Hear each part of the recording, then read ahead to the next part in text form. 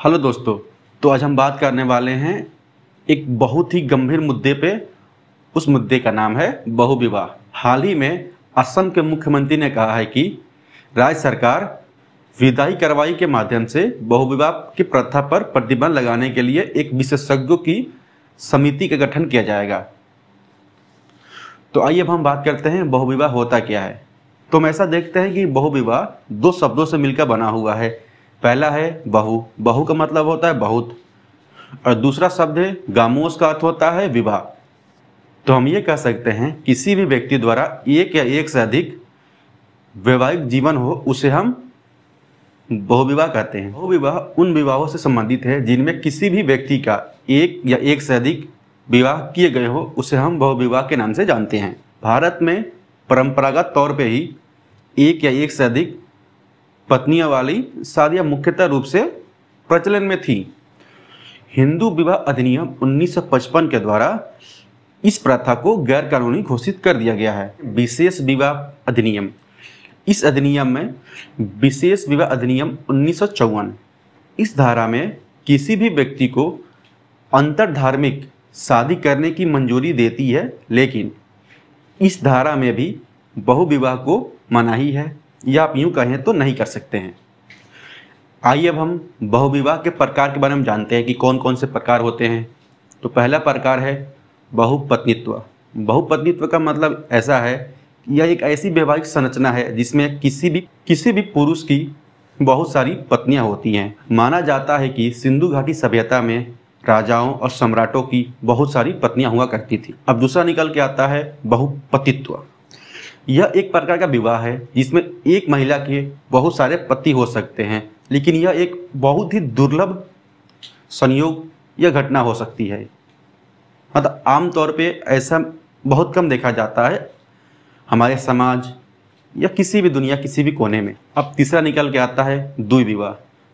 द्विविवाह से हम ये समझ सकते हैं कि इसमें साफ तौर पे कहा गया है दो विवाह।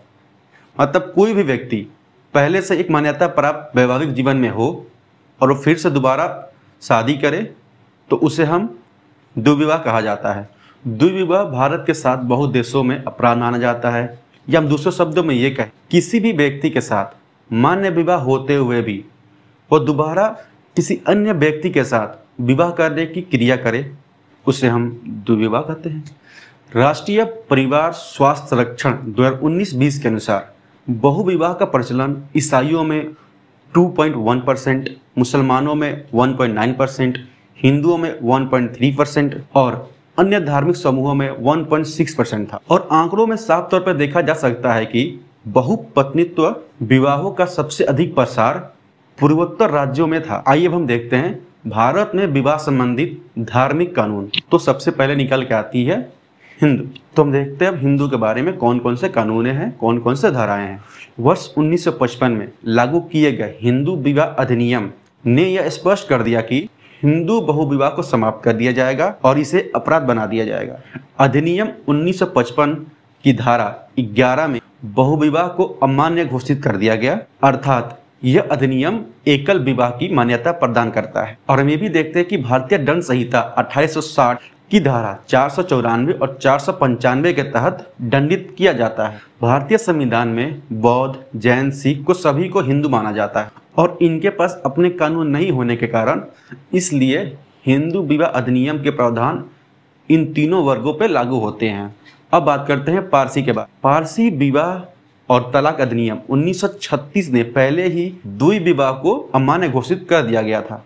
कोई भी पारसी व्यक्ति पति या पत्नी अपने पूरे जीवन काल में तब तक दूसरी शादी नहीं कर सकता तब तक कि वो अपने पहले साथी से तलाक ना ले लिया गया हो। अब हम बात करेंगे मुस्लिम के बारे में।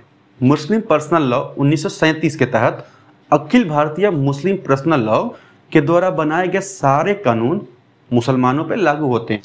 और हम ये भी जानते हैं कि बहुविवाह मुस्लिम कानून में निषिद्ध नहीं है, क्योंकि इसे एक धार्मिक प्रथा के रूप में मान्यता प्राप्त, और इस प्रथा को सारे मुसलमान स्वीकार और संरक्षण करते हैं। फिर भी यह स्पष्ट है कि यदि यह तरीका भारत के मूल अधिकारों का उल्लंघन करता है तो इसे बदला भी जा सकता है। अब हम बात करेंगे कि बहुविवाह किस किस देशों में वैध है। भारत, सिंगापुर, मलेशिया जैसे देशों में मुसलमानों के लिए अनुमत तथा वैध है।